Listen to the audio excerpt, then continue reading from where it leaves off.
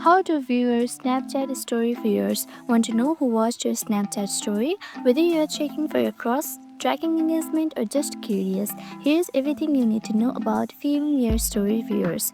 First, open Snapchat. Now tap on your profile icon at the top left. Here you can see the story has been posted to your friends only. Now tap on it. Okay, once you tap on it, you can see this viewers right here. Tap on it. Now here all the viewers will be shown.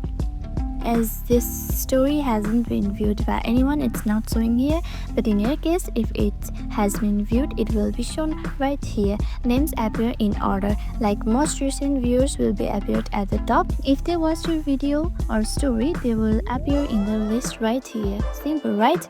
You can also see someone who have screenshotted your video, like this screenshot button right here shows someone who screenshotted your video. Tap on it to see who screenshotted your video, like this.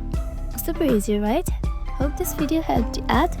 If it did, make sure to give this video a thumbs up and subscribe for more tips and tutorials. Thank you for watching, and I'll see you in the next video.